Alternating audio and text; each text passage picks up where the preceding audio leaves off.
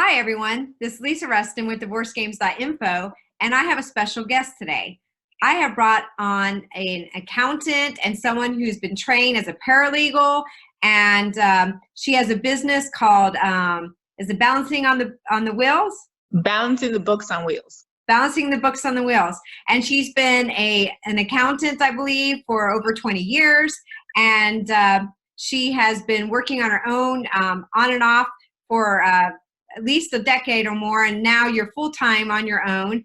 And I ran into you through a good friend of mine, and you helped me do my taxes and give me a lot of great advice. And one day we were talking, and I realized that you knew all these fabulous things that we need to share with everyone that is contemplating divorce or even going through the turmoils of divorce, because it's a very big financial step.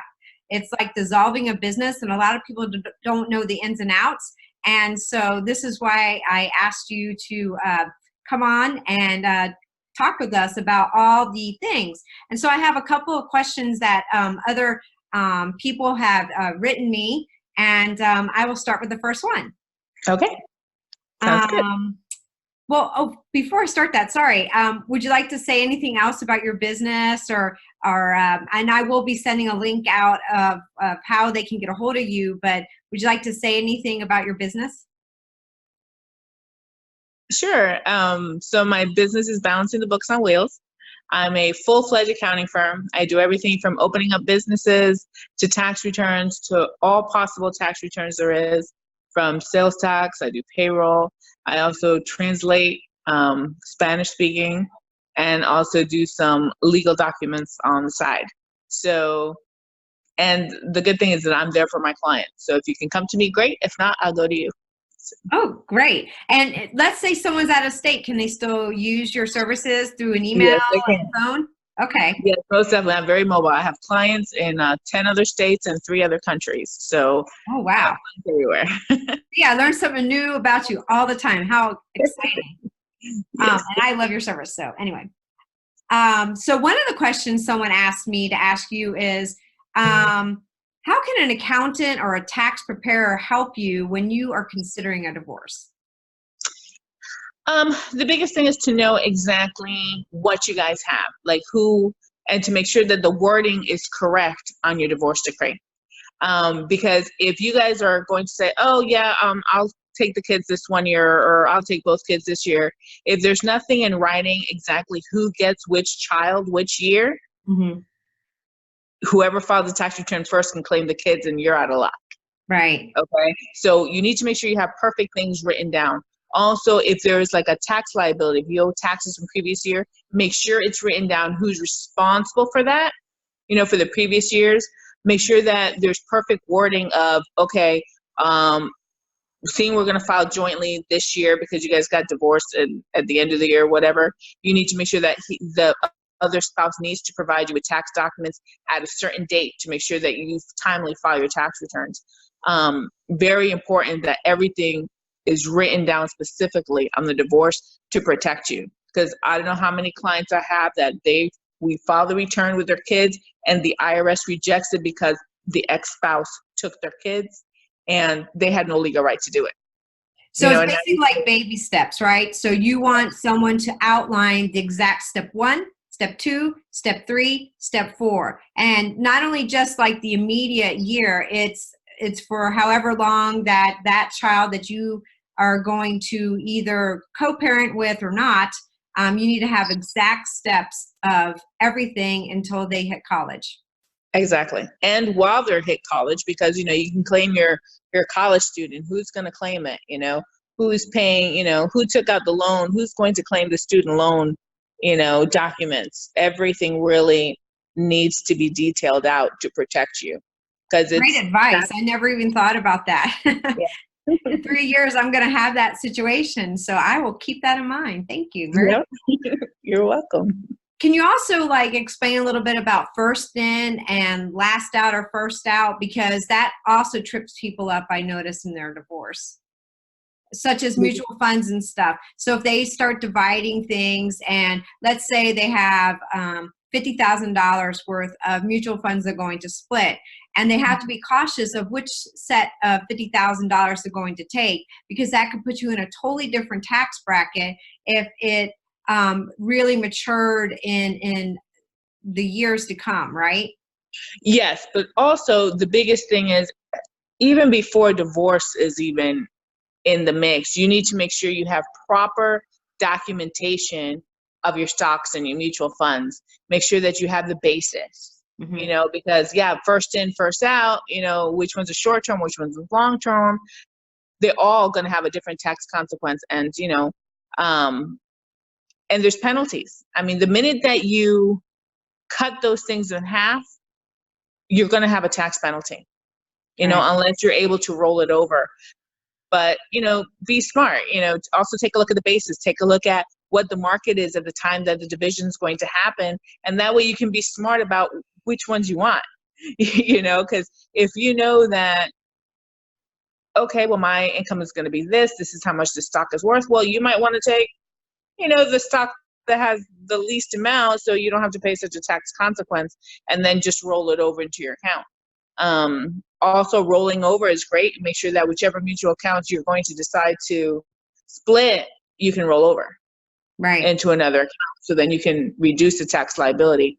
But make sure that all the documents, I know a lot of people, they get stocks and then all of a sudden they're like, oh, I don't have any documentation. Find the documentation before you decide to figure out what you're splitting. Right. I say that exactly in divorce games as well. And the other thing is, sometimes you could get creative, because I didn't follow the norm. And I know you probably would have killed me if you were, managing me like 7 years ago, but I wanted to pad my bank account. And I, calculated whether or not it was worthwhile to like take that tax hit, so that I had that cushion, because I was doing those baby steps that Dave Ramsey always talks about. I walked away debt free, but I also wanted to have 6 months worth of pay in case anything ever happens, such as you maybe had an emergency surgery, or you became disabled, or there was an accident, or you lost your job even. So I went that route, and it was okay for me to take a little bit of that tax hit. But I also had a lot of 401ks, so I was okay because I never stopped working. Good. So I just want people to understand, like, there's other ways to also think about it. You need to think about the overall picture of where you want to be the next year after divorce, 5 years, and 10 years down the road. Correct. And then another question that someone asked me is, they wanted to know, what are some of the things everyone should do to prepare and be knowledgeable about their finances, even before they even say the divorce word, or even contemplate getting an attorney? I'm a strong believer in making sure that you know absolutely everything you have and everything your spouse has. I strongly believe in pulling credit reports. Let's pull those credit reports out, right? Yours and his. Take a look at all the credit cards you have. Take a look at what loans you have. Take a look at, your bank accounts. You need to know everything you have, everything he has, before you start, because he could be like, oh, well, we only have this. And then, all of a sudden you get divorced and you think you can only have this, but you find out that, he has a couple loans over here, and if they become defunct, guess what? Community state, they can go after you. You need to make sure you know everything. So file for a credit report. Figure out what you have. Now, some attorneys will say, even if you're still married, well, it's against the law for you to be able to look up your spouse's credit rating. Is that true, or is that just fear mongering? Well, technically, you are not allowed to look up your husband's credit report. Because you are going in there, putting his Social Security, his information, which of course as a spouse you would know, and pulling the credit report. So when you answer the questions, is this you? Yeah. So I mean, legally, that is against the law for you to pull anybody's credit report unless you get his authorization. Right. And I always suggest, like, once again, don't mention the divorce, but like say, hey, there was a big breach and whatever, we should both pull our credit reports and catch them off guard and get a verbal commitment that way, and pull both credit reports. That's what I always suggest. Correct. Now, I don't know, not a lot of people do this, but I've always was grown up and was told that you always have a power of attorney for your spouse, right? Because, if your spouse is in the military and he's overseas all the time, you need to have a power of attorney to be able to handle business, especially if things are in his name. If you have a power of attorney for your spouse, then you can run a credit report. Some people these days do have power of attorney, some people don't. I've always had a power of attorney over my spouse, so in case, God forbid, something happens, I'm able to handle his business and my business. So if you're one of those lucky people that do have a power of attorney, with your power of attorney, you pull a credit report. Oh, that's a good advice, because a lot of people don't even think, whether you're getting divorced or not, people should consider power of attorneys because of that simple reason. And I've heard of a lot of people getting into pinches because something drastic has happened and the spouse can't speak for themselves. Correct. Okay. Yeah, and even though in Texas that we're in a community state and what's his is his, what's his is mine, it doesn't matter. Power of attorney is what's going to save you. I also talk about when you buy a house, the title company gives you this amazing set of paperwork, and you can actually see what all your assets and liabilities are. And that's where I also tell people to look for springboard to fill out all my templates and spreadsheets so that they have at least a starting point of, oh, I didn't know we owe this much money on the house. And, and now we have a second mortgage too. And, oh, I didn't know we had this much money on this credit card and this kind of credit card. And it also paints the picture of exactly what that spouse was bringing in, even if they have a self-owned business, right? Yes. Also, the thing is, make sure that you just don't sign anything blindly. I hear that all the time. Like, well, I didn't know. Well, you signed something. What did you sign? Make sure you always read everything before you sign, and make sure that you stand when you do that. When they do their taxes, make sure you're not one of these spouses that come, okay, where do I sign? Sign and leave. No, you really need to know what's on your taxes. The taxes will also tell you quite a few things. Especially, you really want to know how much he's making. You really want to know, oh, he has a second business. It's amazing how many couples don't know what they have. And then all of a sudden, when they owe an IRS bill and they get a letter from their IRS saying, hey, you owe this money, they're like, I don't know this money. Well, yeah, you do. You signed the tax return. You really need to read everything, and especially be present when it's time to sign the tax return. Because when you're signing the tax return, you're saying that you know everything that's on that tax return and you're owning up to it. Right. And those tax returns will help when you file for divorce, because then you don't know how many men say, oh, I don't make a lot of money, just so they don't pay child support. Well, if they file a tax return showing money, we're going to go by tax return. So keep an eye on those. But yet I have heard stories of how other attorneys bury the husbands, or it's even nowadays women, because some women are the breadwinners, are burying the income somewhere, somehow, of that spouse, so that it does artificially deflate the annual income so that they don't have to pay significant amount of child support. Do you hear stories like that? All the time. And unfortunately, that's very easy to do when someone has their own business. Right. Because when someone has money funneling. Exactly. Okay. And they have, they do a lot of cash business. They hide things. I hear that all the time.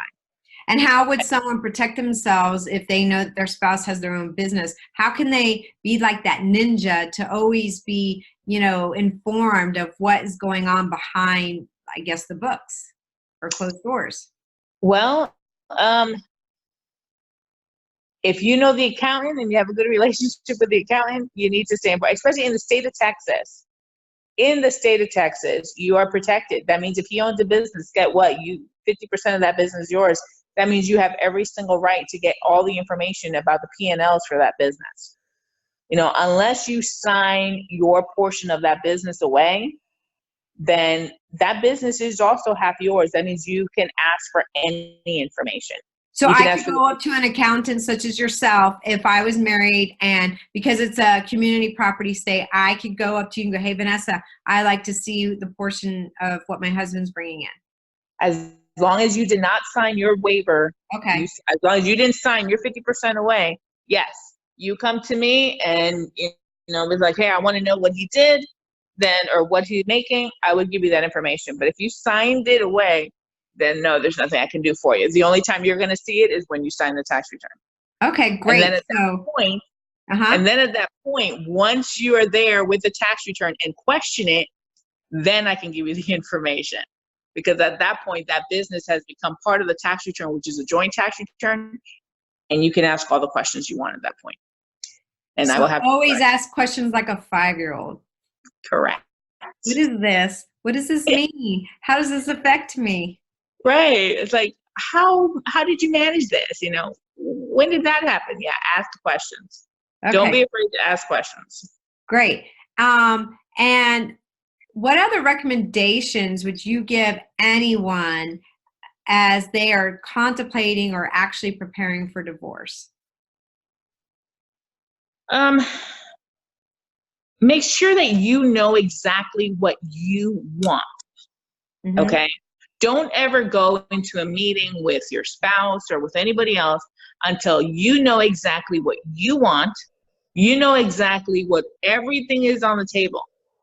So do your, get a credit report, take a look at your bank accounts. Make sure that you know everything that there is. Make sure you know what you want, okay? And then, ask a paralegal or ask someone what certain laws are, to protect yourself. So that way, when you go to the table with them, say, okay, you know what, I want this, this, this, and this, and that, and you know what you want.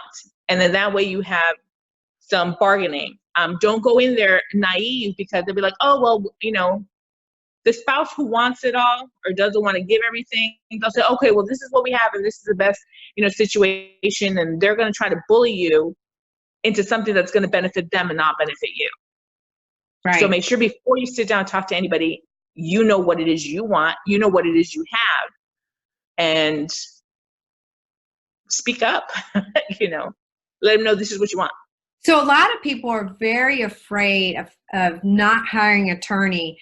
And I often find they like both of you to be dysfunctional on purpose so that they can, unfortunately, make you not think things through, as well as not, get the proper, whether it's child support or division of assets or liabilities. I hear that all the time. And I mean, how safe is it to kind of use the paralegal system and or mediator, not collaborative law? That means hiring an attorney on his side and your side, and then you use a mediator. Because I often tell people as well, those two attorneys, they're calling each other behind your back and they're collecting all that information. And sometimes they go, oh, he's making 175,000. She's making 150,000. I sometimes feel like they make backdoor deals. And I also felt uncomfortable one time when we had to do a mediator and they were recommending, and they both knew the mediator. I was like, nope, I want to pick the mediator because I don't trust that relationship. So could you maybe talk a little bit about, how comfortable they should feel if I walked in and I knew exactly, by doing all the spreadsheets what I wanted, how and especially with kids, how comfortable should I feel using a paralegal if I knew exactly what I wanted to outline in my decree? If you find a good paralegal, now I would recommend a paralegal who's been a paralegal in the divorce field for at least 15 years, okay? Because they've seen it all, okay? They know the little tricks of the trade. They know exactly. So if you find yourself a good paralegal, and there are actually some paralegal websites and associations that paralegals, and if you get them, you'll be able to get a list of paralegals that you feel comfortable with. But check them out, because paralegals are pretty much like a minor little attorney. They know it all. They know what it is. They can tell you, if you say, well, I want this and this and that. So, well, actually, because they know the law, because they're constantly working with an attorney all the time, they're filing all these paperwork, they're typing up all these paperwork, they know the law. You can feel real comfortable with them, but just make sure that you have one with at least 15 years experience, because like I said, they've seen it all. And you can also save a lot of money with attorneys if you get a paralegal to draw up the documents with you. the documents for you. The only thing I have to say with that is if you do pro se and you want a quickie divorce, it's not going to happen quick. It's like when you go pro se, it's whenever they want to squeeze you in. So if you want divorce in 60 days, like you can with an attorney, using a paralegal, you'll save money, but you're also going to be waiting for a court date for 6 to 8 months possibly. And on average, most attorneys, just in the retainer, is like about $5,000 to $10,000, and that only equals to maybe about 12 to 16 hours of service, correct? Any really good, decent attorney will charge you $350 an hour. So, $5,000 retainer. And the thing is that usually most of them, if there's no children involved, they're about $2,500, $3,000. If there's children involved, it's going to be over $5,000. If you have quite a bit of assets involved, yeah, you're close to the $10,000.